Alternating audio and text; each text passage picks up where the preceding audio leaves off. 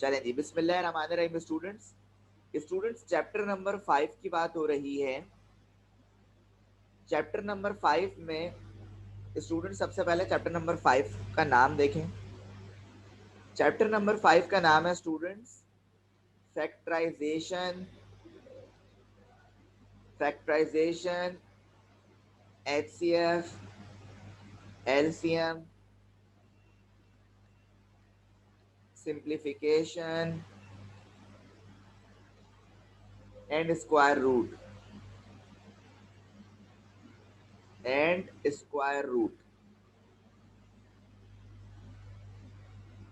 सो students ये आपका chapter number 5 का नाम है। ठीक है, हमें फैक्टराइजेशन के बारे में भी देखना है, हमें HCF, LCM, square root, simplification, ये 5 टॉपिक्स हैं स्टूडेंट्स हमारे पास चैप्टर नंबर 5 में। और चैप्टर नंबर 5 में सबसे पहले स्टूडेंट्स मैं आपको बताता हूँ कि फैक्टराइजेशन क्या होता है। स्टूडेंट्स फैक्टराइजेशन कहते हैं किसी भी पॉलिनोमियल या किसी भी अलजेब्रिक एक्सप्रेशन को ब्रेक करना। क्या करना? ब्रेक करना। फॉर एग्जाम्पल स्टूडेंट्स, अगर मैंने मिसाल के तौर पे यहाँ पे लिखा 10z² और मुझे 10z² को क्या करना है स्टूडेंट्स? ब्रेक करना है। तो मैं लूंगा 10 का एलसीएम। क्या लूंगा? 10 का एलसीएम। और जब 10 का एलसीएम लूंगा तो बेटा ये हो जाएगा 2 मल्टीप्लाई बाय 5, है ना। इसी तरह z को अगर ब्रेक करना है तो z मल्टीप्लाई बाय z। तो आप ये देखें कि ये एक पॉलिनोमियल था आपके पास और इस पॉलिनोमियल को आपने इस तरह क्या कर दिया? ब्रेक कर दिया, यानी फैक्टर्स में कर दिया। किसमें कर दिया स्टूडेंट्स? फैक्टर्स में कर दिया। तो ये जो फैक्टर्स हैं स्टूडेंट याद रखिएगा, फैक्टराइजेशन में हमेशा इन वैल्यूज को आप जब दोबारा मल्टीप्लाई करें तो यही वाली वैल्यू वापस बननी चाहिए। यही वाली वैल्यूज क्या होनी चाहिए स्टूडेंट्स? वापस बननी चाहिए। एक और एग्जांपल देता हूं स्टूडेंट्स। फॉर एग्जांपल आपके पास है 45y³ और 45y³ को आपने जब ब्रेक करा स्टूडेंट, जब एलसीएम लिया, ये देखें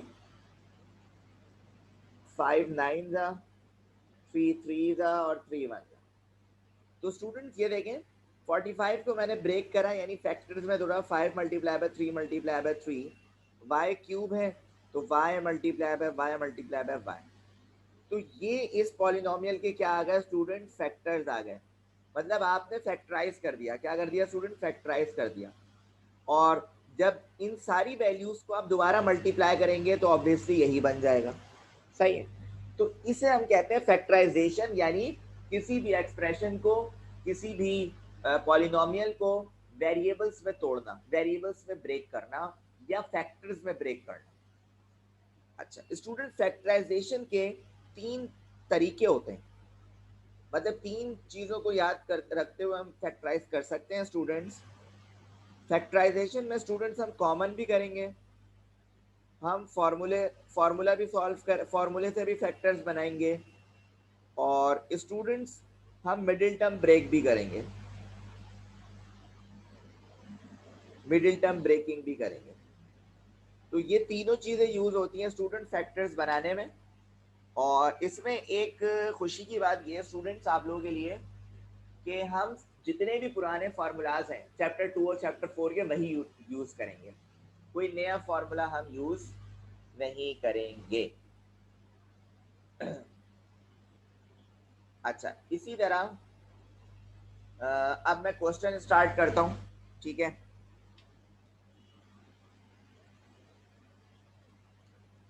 जैसे स्टूडेंट स्टार्ट कर रहे हैं हम एक्सरसाइज 5.1। एक्सरसाइज 5.1 स्टार्ट कर रहे हैं। सो क्वेश्चन नंबर 1 में लिखा हुआ है स्टूडेंट्स आपके पास, factorize the following. Factorize the following. और क्वेश्चन नंबर 1 आपके पास है 3t⁴n, 3t⁴n -6t⁴n - 3 plus 9t की पावर 2n-5। ये आपके पास क्वेश्चन। अब देखिएगा, मेरी बात को समझिएगा जरा। सबसे पहले क्या करें, अच्छे बच्चों की तरह क्वेश्चन कॉपी करें। 3t की पावर 2n माइनस 6t की पावर 2n-3 प्लस 9t की पावर 2n-5। सबसे पहला काम तो ये करा बच्चों। अब ये देखना है कि कॉमन क्या निकल रहा है, कॉमन क्या निकल रहा है। सही है, तो बच्चों ये देखिएगा कॉमन कैसे निकालेंगे आप। कॉमन का मतलब ये होता है, अच्छा यहाँ पे सबसे पहले देखें कितनी टर्म है। सर 1 2 3, कितनी टर्म्स है, 3 टर्म्स है, ठीक है। अच्छा एक और काम हो सकता है, कॉमन के अलावा भी हम एक और काम कर सकते हैं, ठीक है। बिल्कुल सही कह रहे हैं बच्चे, कुछ रिप्लाई कर रहे हैं। पहले कॉमन करने से पहले एक और काम कर लें। सर कौन सा काम, मैं आपको बताता हूँ। देखिए यहाँ पे लिखा हुआ है 6t की पावर 2n-3। ये जो t की पावर है ना, इसको आप ब्रेक करते हैं। क्या करते हैं, ब्रेक करते हैं। कैसे, जैसे मैंने यहाँ पे लिखा 6t की पावर 2n डॉट डॉट भी मल्टीप्लाई को शो करता है t की पावर -3। तो सर एक ही बात है, बेसिस सेम। देखिए मैंने आपको चैप्टर नंबर 2 में ही ये सिखा दिया था। मिसाल के तौर पे यहाँ पे लिखा हुआ है 3 की पावर 4, तो मैं 3 की पावर 4 को अपनी मर्जी से क्या कर सकता हूँ, स्प्लिट ब्रेक कर सकता हूँ इस तरह। 3 की पावर 2 मल्टीप्लाई बाय 3 की पावर 2। तो सर ऐसे लिखूं या ऐसे लिखूं, एक ही बात है। क्यों, क्योंकि बच्चों मैंने आपको बताया था कि मल्टीप्लाई में जब बेसिस सेम होती हैं पावर्स को ऐड करते हैं। तो ये देखो ना, यहाँ पर भी बेसिस सेम है, ये देखो यहाँ पर भी बेसिस क्या है, सेम है। तो सर ये जो पावर्स हैं, इन पावर्स को अगर आप ऐड करेंगे वापस यही बनेगा, ठीक है। तो स्टूडेंट्स ये देखें, मैंने यहाँ पे करा क्या बच्चों, ये जो t की पावर 2n-3 थी इसको ब्रेक कर दिया।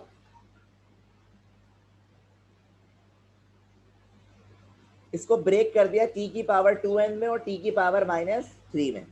इसी तरह 9 इधर भी t की पावर को ब्रेक कर दिया, t की पावर 2n इंटू टी की पावर -5। सर ये क्यों ब्रेक कर रहे हैं, मेरे बच्चों, ब्रेक इसलिए कर रहा हूं ताकि इधर भी t की पावर 2n आ जाए, इधर भी t की पावर 2n आ जाए, इधर भी t की पावर 2n आ जाए, ताकि मैं आसानी से कॉमन ले सकूं। आसानी से क्या कर सकूं स्टूडेंट्स, कॉमन ले सकूं। सो बच्चों ये देखें मैं कर क्या रहा हूं अब कॉमन। सर देखें t की पावर 2n, t की पावर 2n, t की पावर 2n, ये तो आएगा ही आएगा। सर एक और आएगा क्या, सर ये देखें 3 6 9। सर ये 3 के टेबल में तीनों वैल्यूज आती हैं, तो आपने क्या करा बच्चों, 3 को भी क्या ले लिया, कॉमन ले लिया। बल्कि इसको रेड से लिख देता हूं मैं, 3t की पावर 2n, ये आपके पास कॉमन वाली वैल्यू आ गई। इन सब से आपने इसको कॉमन निकाला। अब सर 3t2n को किस वैल्यू से मल्टीप्लाई करूं कि वापस यही बने, वापस यही बने। तो सर 3t2n को किससे मल्टीप्लाई करें, देखो हम क्या करेंगे, इस वैल्यू को पिक करेंगे, साइड में लिखेंगे 3t की पावर 2n डिवाइडेड बाय, इस वैल्यू को पिक करेंगे, डिवाइड में लिख देंगे। सर ये देखें 3 से 3 कैंसिल, t की पावर 2n 2 की पावर 2 कैंसिल, क्या बचा 1। तो सर इधर आप क्या लिखेंगे 1, मतलब इस वैल्यू को 1 से जब मल्टीप्लाई कराएंगे तो वापस ये वैल्यू बन जाएगी, और हमें बनाना भी यही है। इसी तरह ये देखो एक और देखो, सर 3t2n को किस वैल्यू से मल्टीप्लाई करूं कि मेरे पास ये वाली पूरी वैल्यू आ जाए। तो आपने कहा सर समझ नहीं आ रहा, तो कोई बात नहीं, समझ नहीं आ रहा तो अभी समझा देते हैं आपको। ये देखें आपने ये वाली पूरी वैल्यू लिखी यहाँ पे लिखा -6t की पावर 2n इंटू टी की पावर -3, और किससे करना है, इससे 3t की पावर 2n। देखिए t की पावर 2n, t की पावर 2n कैंसिल, 3 1 जा 3 2 जा, तो ऊपर क्या बचा सर -2t की पावर -3, है ना। तो बेटा इसी वैल्यू को आपने इधर लिखा, अब कुछ कुछ समझ आ रहा होगा। प्लस इसी तरह यही चीज यहाँ पे भी परफॉर्म करोगे तो 3 3 जा 3 की पावर 3t⁻⁻5 बचेगा। अब ये क्यों कर रहा हूँ, ये इसका फायदा ये है मेरे बच्चों कि अगर इस वैल्यू को आप इससे मल्टीप्लाई करेंगे ये आ जाएगी, अगर इस वैल्यू को इससे मल्टीप्लाई करेंगे ये आ जाएगा, अगर इस वैल्यू को इससे मल्टीप्लाई करेंगे ये आ जाएगा। और मैंने आपको पहले ही बताया था फैक्टर्स में कि इस तरह ब्रेक करना है कि मल्टीप्लाई करके वापस ऊपर वाली वैल्यू ही बननी चाहिए। अच्छा, ये करने बस हो गया आपका काम, और बस मैं आंसर लिख रहा हूं। अब यहाँ पे मैंने लिखा 3t⁻2 माइनस, अच्छा आप इसे उसका इस तरह लिख दें t की पावर माइनस में, और मैंने आपको बताया था जब t की पावर या कोई भी वेरिएबल के ऊपर पावर माइनस में होती है वैल्यू अंदर वाली रेसिप्रोकल हो जाती है, तो मैंने लिख दिया अपॉन में t3। इसी तरह 3t/5, सॉरी t/, ठीक है, ये इस तरह होगा t⁻5। ये रहा आपका आंसर। स्टूडेंट्स याद रखिएगा, शुरू के सवाल आपको मुश्किल लग सकते हैं लेकिन बाकी सवाल आपके लिए आसान हो जाएंगे, बस शुरू में थोड़ा सा पेशेंस रखना हो। तो बताएं इस सवाल में किस किस को कोई मसला है तो बताएं। जैसा ही है क्वेश्चन नंबर 2 में लिखा हुआ है स्टूडेंट्स आपके पास 3 × a+3 की पावर 2 x-2 + 6 a+3 x-2 का होल स्क्वायर। स्टूडेंट सबसे पहले अच्छे बच्चों की तरह आपने क्वेश्चन लिखा 3a+3 का whole square x-2 + 6 a+3 x-2 का होल स्क्वायर। अब आपने ये देखना है बेटा, इसमें से कॉमन निकालना है। आपने कहा सर देखें ये 3 और 6, एक तो 3 निकल जाएगा कॉमन, उसके बाद सर a+3 इधर भी है और a+3 इधर भी है, लेकिन सर इधर a+3 की होल पावर 2 है और इधर a+3 की होल पावर 1 है। इसी तरह सर x-2 की इधर होल पावर 1 है और x-2 की इधर होल पावर 2 है।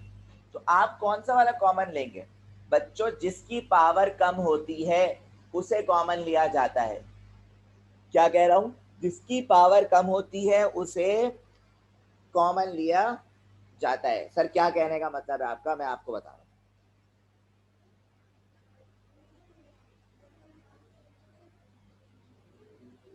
ये देखें, सबसे पहले 3 और 6 में से 3 को कॉमन ले लिया, ब्रैकेट इसमें और इसमें, सर इस वाले को कॉमन नहीं लेंगे बल्कि इस वाले को लेंगे क्योंकि इसकी पावर क्या है 1, ठीक है।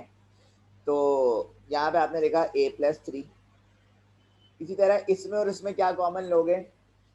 सर इस वाले को लेंगे क्योंकि इसकी पावर कितनी है 1, तो यहाँ पे ले लिया।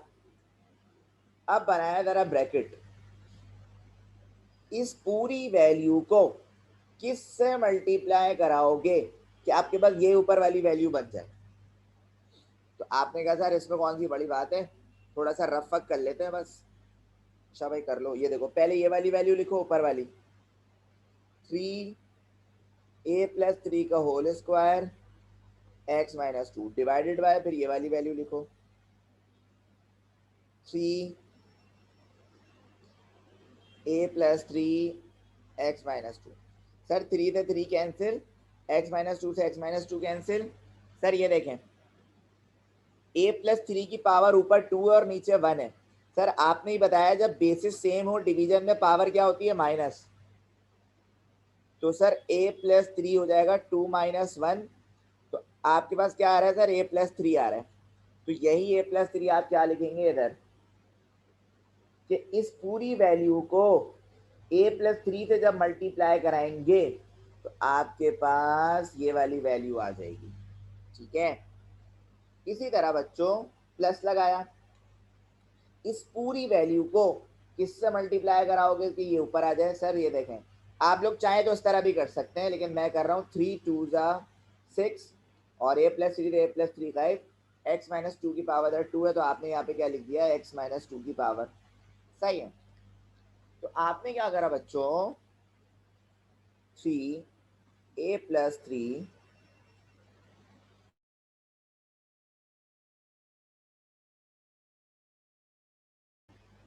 a+3 और x-2 तो बाहर है और अंदर a प्लस 3 प्लस ये जो 2 है ना इस ब्रैकेट से मल्टीप्लाई होगा बेटा, तो ये हो जाएगा 2x प्लस माइनस माइनस 2 को 2 से करोगे 4, तो बेटा 3a प्लस 3x माइनस 2। अब ये देखो a तो आपने ऐसे लिखा, अब ये प्लस का 3 और माइनस का 4, बताओ कितना आएगा, जल्दी बताओ।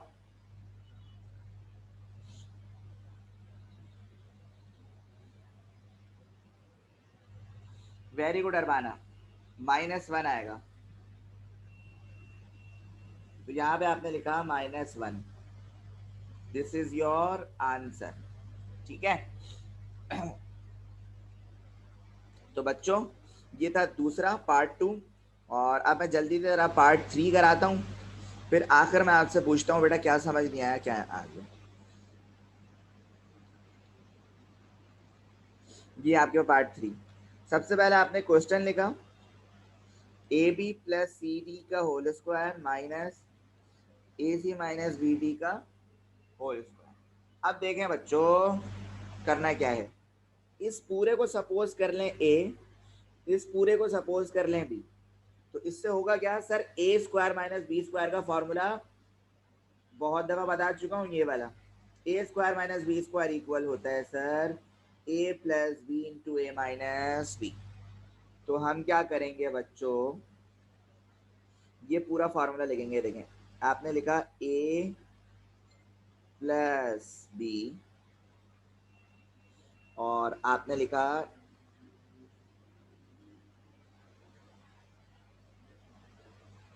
ए,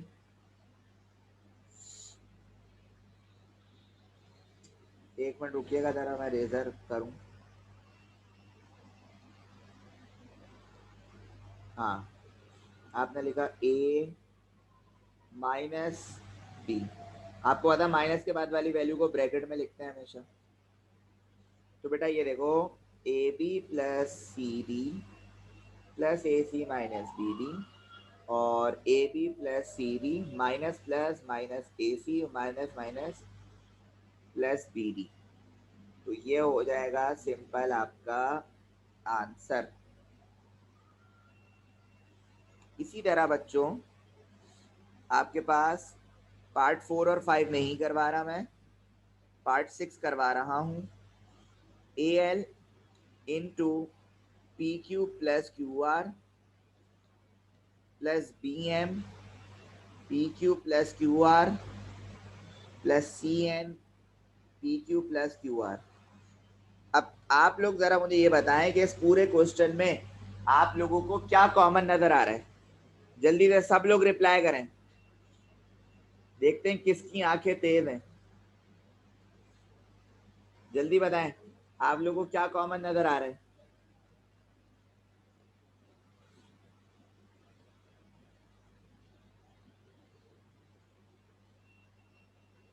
सो स्टूडेंट्स बिल्कुल सही कहा आप लोगों ने कि यहाँ पे आप लोगों को P Q plus Q are वाली वैल्यू कॉमन नजर आ रही है, देखें ये कॉमन नजर आ रहा है, तो जो कॉमन नजर आ रहा है उसे आप बाहर कर दें,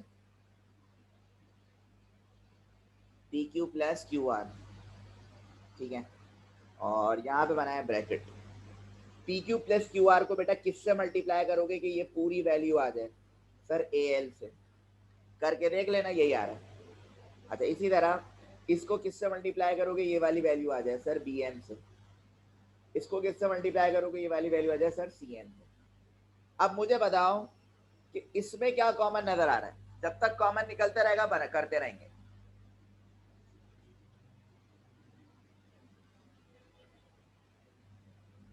वेरी गुड, जबरदस्त, एक मिनट यार ये मेरे पेन को क्या हो गया, एक मिनट रुकिएगा जरा। अच्छा